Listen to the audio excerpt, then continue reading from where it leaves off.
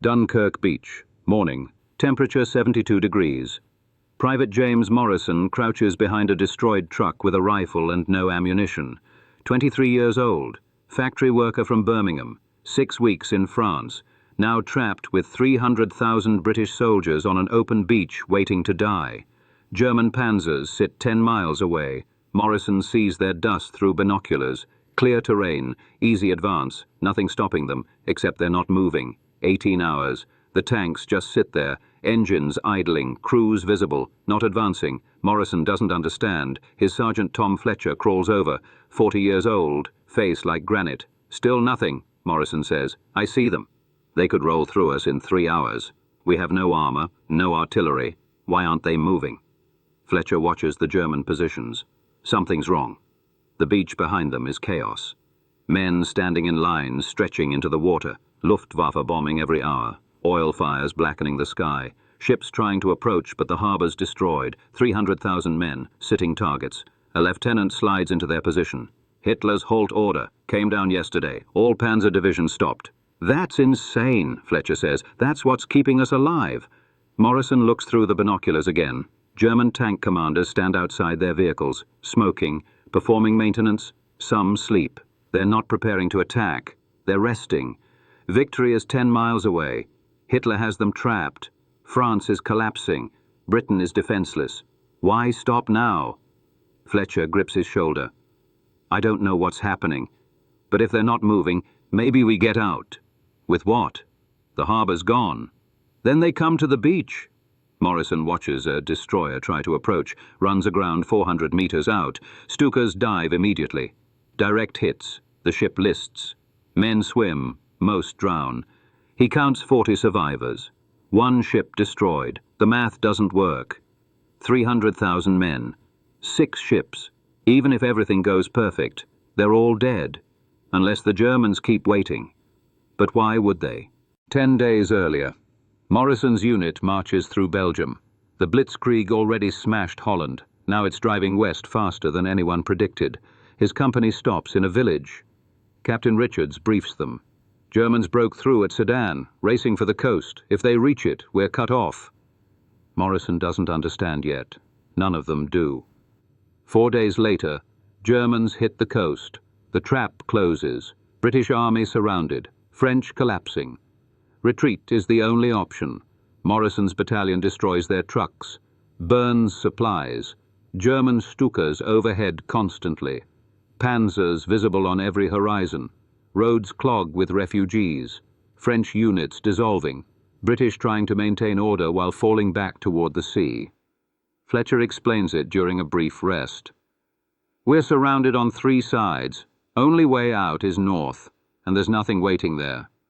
So we die at Dunkirk. Looks that way. The retreat takes 3 days.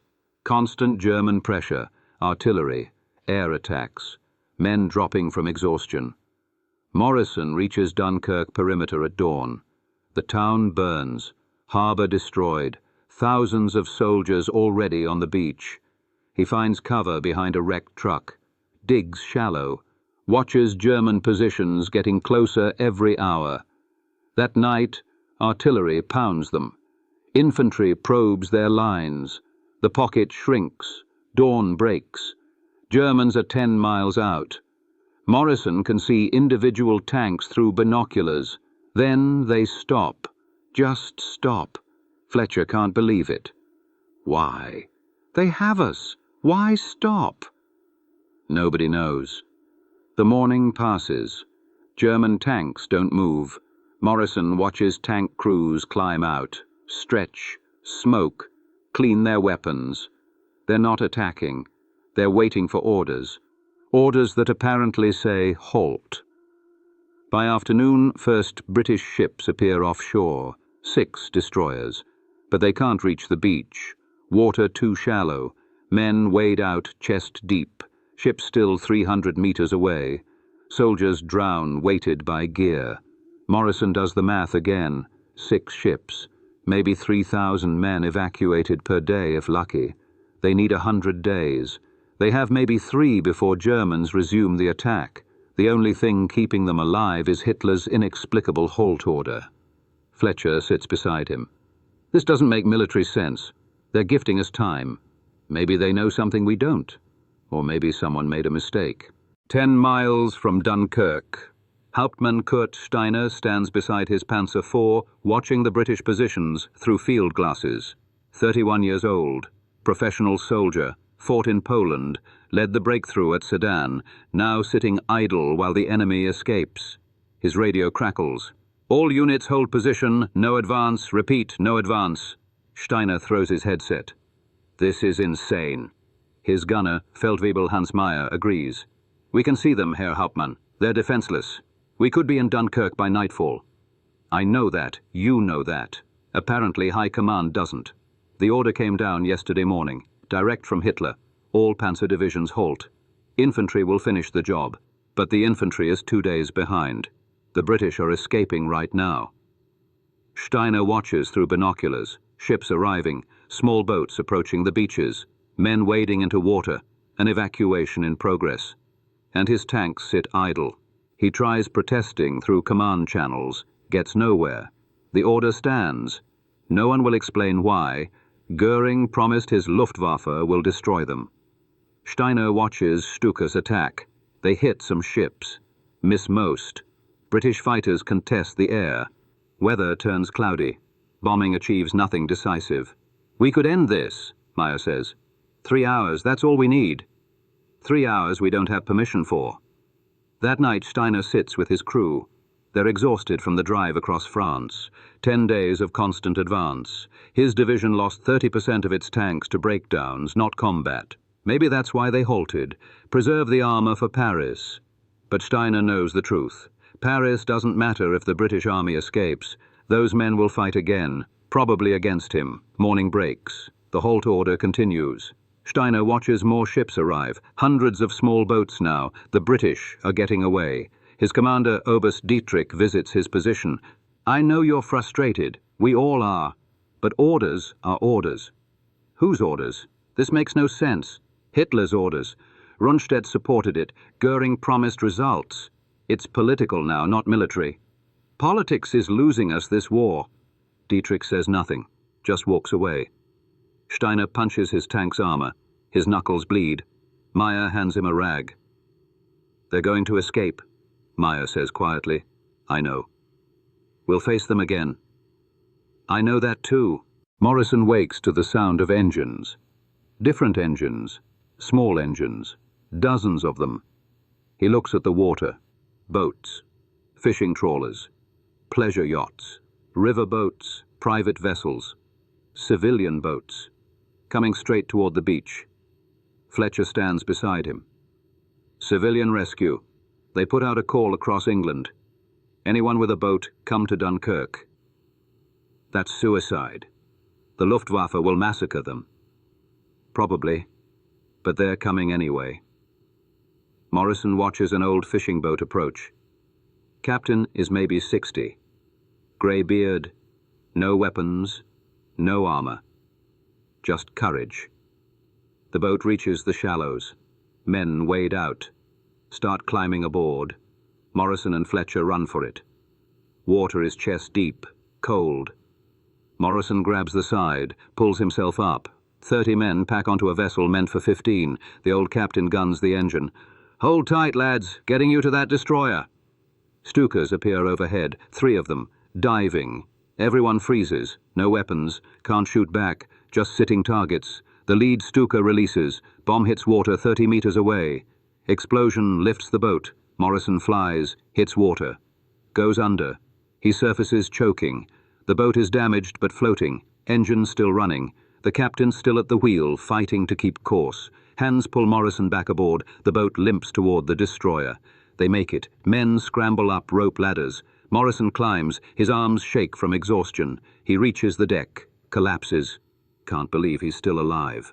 The destroyer's captain shouts to the fishing boat. How many trips you made? This is number 4. Going back for 5. You're insane. Those are our boys down there. The fishing boat turns, heads back toward the beach, damaged, listing, but going back. Morrison watches it go. The old man will probably die today. but he'll save maybe 200 men first. The destroyer pulls away. 500 soldiers packed on a ship meant for 200. Morrison finds a corner, sits, shakes. Fletcher sits beside him. We made it. The Germans let us go. I don't understand why. Neither do I. Behind them, the evacuation continues. Thousands of small boats, hundreds of thousands of soldiers. Against all logic, it's working. All because Hitler stopped his tanks 3 days ago. Morrison will spend the rest of his life trying to understand that decision. Dover, England. Morrison steps onto the dock. Can't process it. He's alive. Escaped Dunkirk. Civilians line the streets, cheering, handing out tea and sandwiches, treating them like heroes. Morrison doesn't feel like a hero. He ran, left everything, barely fired his weapon. Fletcher stands beside him. 300,000 evacuated. That's what they're saying. 300,000. How? The Germans stopped. That's how. Without that halt order, we're all dead or captured. They're assigned to a transit camp. Hot food, clean uniforms, real beds. Morrison sleeps 14 hours. When he wakes, the newspapers tell the story. Miracle at Dunkirk. Deliverance. British spirit triumphs. Morrison reads the articles. They make it sound glorious, heroic. They skip the part about cowering on a beach waiting to die. They definitely skip the part about Hitler inexplicably stopping his attack. An intelligence officer briefs them. Hitler issued a direct halt order. All his generals protested. They had you trapped. Victory was certain, but Hitler stopped them for 3 days. Why? Morrison asks.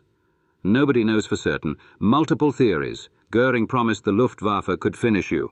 Rundstedt wanted to preserve tanks. The terrain was difficult. Hitler feared another Flanders bog-down like 1914, so it was a mistake. Biggest mistake of the war so far. If those Panzers advance, Britain loses its army, probably loses the war. Morrison lets that sink in. His entire life depends on one German mistake. 3 days. That's all it was. Hitler halted for 3 days. In that window, an army escaped. Fletcher gets assigned to North Africa. Ships out in August. Morrison sees him off. Stay alive, Morrison says. You too. They shake hands. Morrison never sees him again. Fletcher dies at El Alamein in 1942. Mortar round. Quick death. Morrison gets assigned to Home Defence. Trains new recruits. Spends 2 years in England preparing for an invasion that never comes. Hitler turns east. Russia. The biggest mistake compounds.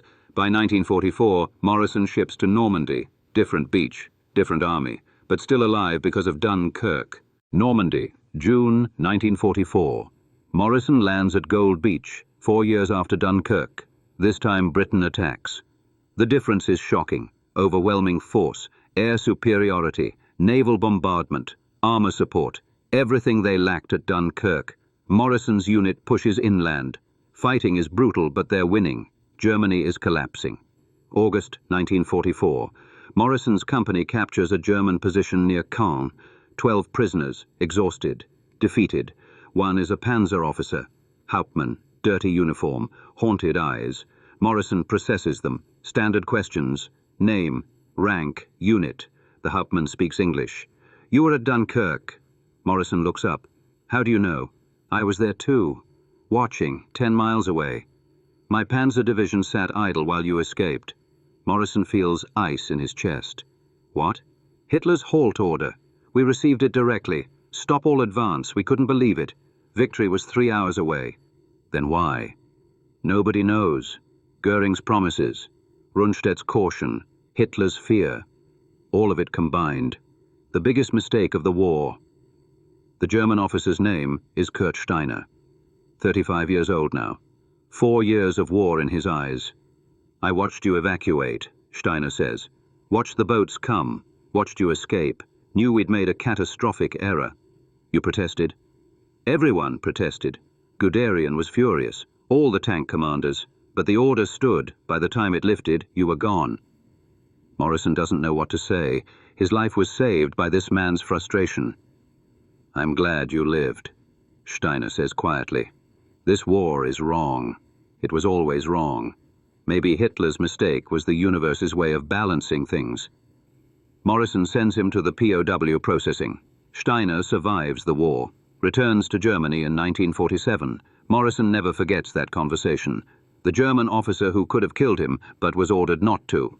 The war ends. Morrison comes home, marries, has children, works in a factory again. Normal life. But Dunkirk never leaves him. The memory of standing on that beach, watching German tanks in the distance, knowing death was 3 hours away. Then salvation, not from British courage, from German mistake. Morrison returns to Dunkirk in 1965. 25 years later. The beach is quiet now. Tourists, sailboats, no fires, no screaming, no death. He walks the sand where he nearly died, finds the spot where the wrecked truck used to be. Nothing there now, just beach. A memorial stands near the waterfront, names of the dead engraved. Fletcher's name is there. Morrison runs his fingers over the letters.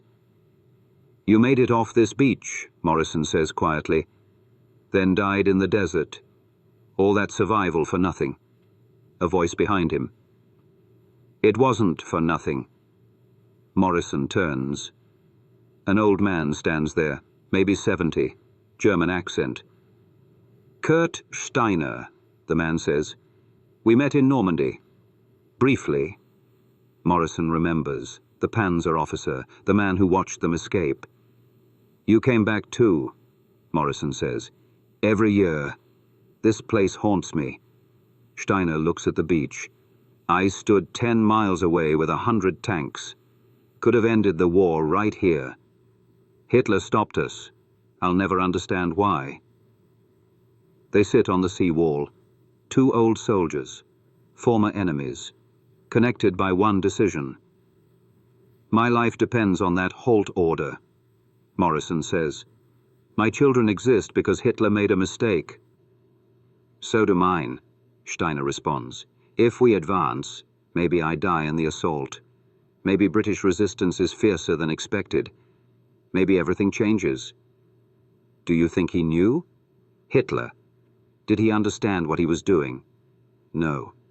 He thought the Luftwaffe would finish you, thought preserving tanks was smart, thought Britain would negotiate. He was wrong on every count."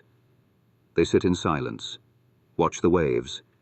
"I lost friends here," Morrison says. "Not in the battle, in the years after. Fletcher died in Africa, others in Italy, Normandy. They survived Dunkirk just to die somewhere else." "War takes everyone eventually," Steiner says. "The lucky ones just take longer to die." Morrison looks at the old German officer. "Are we lucky?" "We're alive. We saw our children grow. We're sitting on a peaceful beach instead of a battlefield. Yes, we're lucky. Because Hitler made a mistake. The greatest mistake in military history. And the only reason we're sitting here talking." They exchange addresses. Promise to write. Morrison does write once. Steiner replies. They correspond for years. Morrison learns Steiner became a teacher after the war. Taught history. Always started with Dunkirk. Always explained Hitler's Halt order as the turning point. "If we advance," Steiner wrote, "Germany probably wins, Britain falls. The Holocaust continues uninterrupted. America never enters Europe. The world is completely different. 3 days. That's all it took to change everything." Morrison meets a woman at the Dunkirk Memorial, 1970. She's placing flowers under a name, Corporal William Hayes. "Your husband?" Morrison asks. "Yes, he died here, May 1940, bombing on the beach."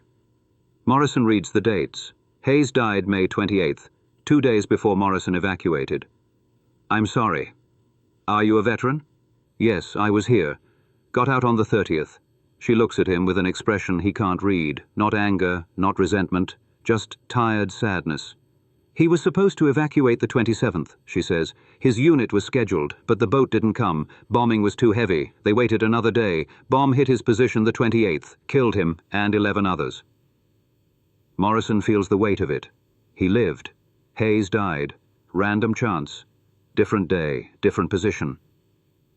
"The Germans could have killed all of you," she continues. "Their tanks sat 10 miles away for 3 days. If they advance, William dies anyway, but so does everyone else. At least this way, most survived. That doesn't make it fair. Nothing about war is fair. She adjusts the flowers. I have 2 sons.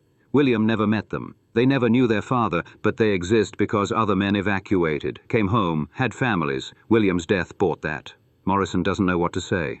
Do you have children? She asks. 3. 2 sons and a daughter. Then William's death meant something. The army survived. Britain survived. Your children exist. That has to mean something. She walks away.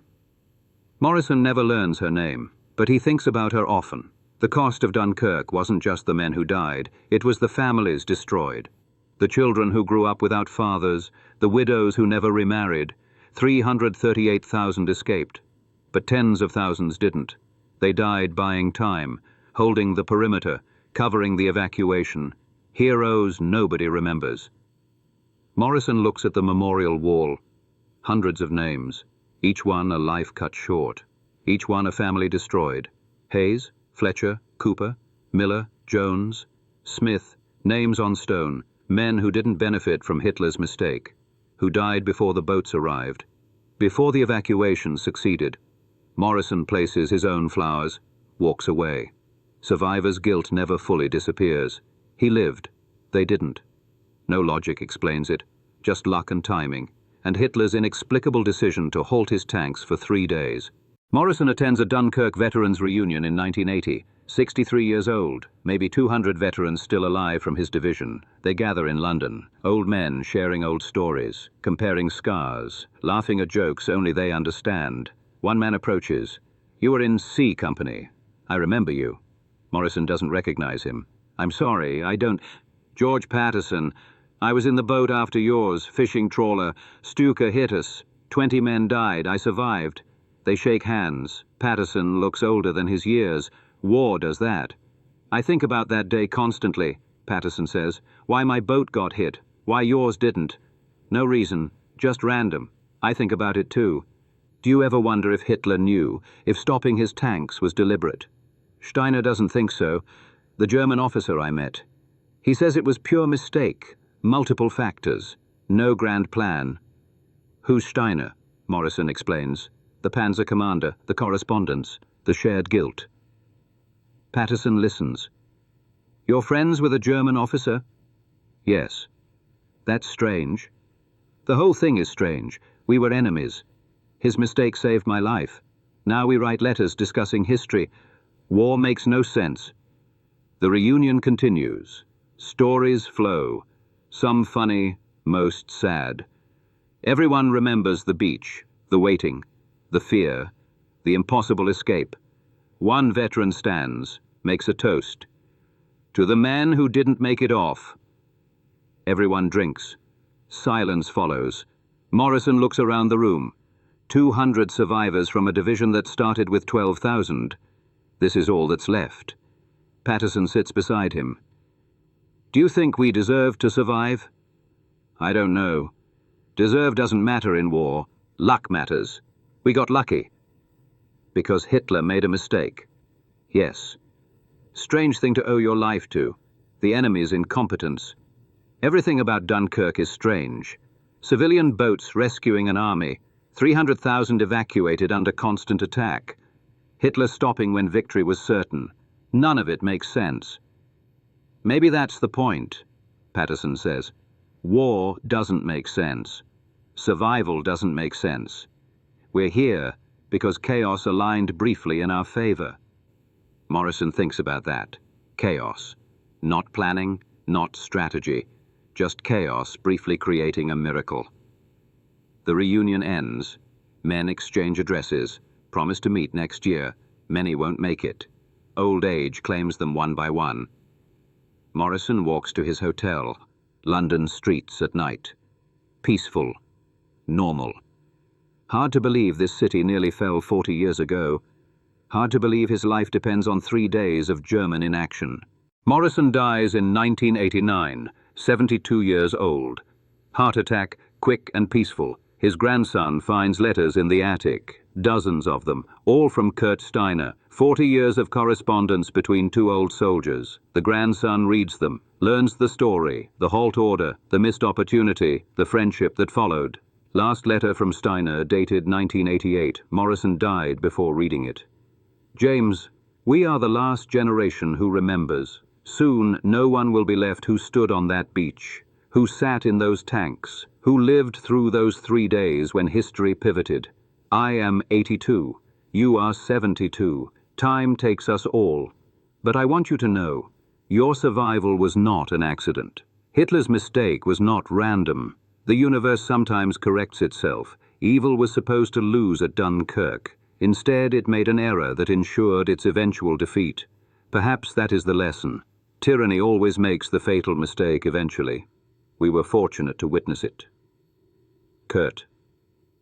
Morrison's grandson visits Dunkirk. 2005. 65 years after the evacuation. The beach is crowded. Tourists everywhere. Nobody thinks about the desperate days of 1940. He finds the memorial. His grandfather's name isn't on it. Survivors don't get memorialized, only the dead. But Fletcher's name is there, and Hayes, and thousands of others. The grandson places flowers, thinks about the story. Hitler's Halt order remains the most debated decision of World War II. Historians analyze it endlessly. Was it the biggest military blunder in history? Probably. Did it change everything? Absolutely. 338,000 soldiers escaped. Britain survived. The war continued. Democracy endured. All because Hitler stopped his tanks for 3 days. Nobody knows exactly why. Göring's arrogance, Rundstedt's caution, Hitler's fear of Flanders, terrain concerns. All of it combined into one catastrophic error, an error that saved Morrison, that saved Patterson, that saved 300,000 men, that saved Britain, that saved the world. Morrison's grandson stands on the beach, tries to imagine it. 300,000 desperate men, German tanks visible in the distance, certain death approaching, then nothing. The tanks stop, the boats come, the evacuation succeeds. The greatest military miracle in history, not because of British brilliance, because of German incompetence. Churchill called it deliverance. Eisenhower called it a gift. Stalin called it suspicious. The soldiers who were there called it what it was, pure dumb luck. And Hitler's greatest mistake. Subscribe for more untold World War II stories. Comment below. Was Hitler's Halt order his biggest blunder? Share your thoughts.